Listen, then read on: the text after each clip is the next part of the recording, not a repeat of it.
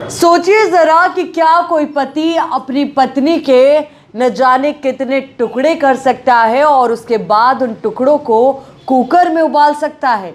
यहाँ तक कि मांस को हड्डियों से अलग करने के लिए मूसल से कुचल तक सकता है और उसके बाद उसके शव के इन टुकड़ों को झील में फेंक सकता है। कुछ ऐसा ही मामला सामने आया है तेलंगाना से, जहाँ से ये जब मामला सामने आया उसके बाद हर कोई आश्चर्यचकित रह गया, मानो कि एक सन्नाटा सा पसर गया हो। हालांकि पुलिस अब इस पूरे मामले को लेकर के गुमशुदगी के आधार पर ही जांच पड़ताल कर रही है, क्योंकि पुलिस को अभी तक उस झील से शव के टुकड़ों के बारे में कोई जानकारी नहीं मिली है, या कहें कि ऐसे कोई साक्ष्य नहीं मिले हैं जिसके आधार पर यह तय किया जाए कि हाँ उस महिला की हत्या हुई है। हालांकि पति ने इस पूरे मामले को लेकर के बड़ा बयान दिया है और हत्या करना कबूला है, उसी ने ये जानकारी भी दी है। पूरा मामला क्या है, पूरी जानकारी आप ज़रा ध्यान से सुनिएगा। तेलंगाना में सेना से रिटायर्ड एक शख्स ने अपनी पत्नी की हत्या कर दी है। हत्या के बाद सबूत मिटाने के लिए लाश के छोटे छोटे टुकड़े किए और प्रेशर कुकर में उबालकर झील में फेंक दिया।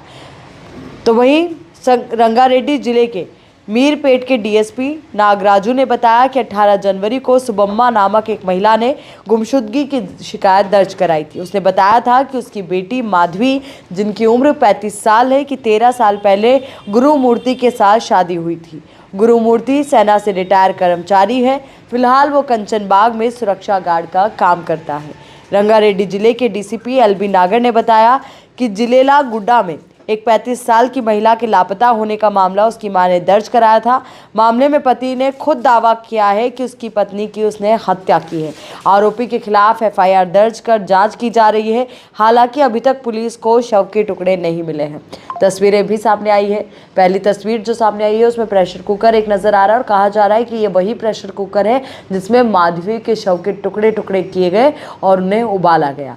दूसरी तस्वीर एक सामने आई है इसी हत्याकांड से जुड़ी हुई, जिसमें आपको एक शराब की बोतल किचन की पट्टी पर आपको नजर आएगी।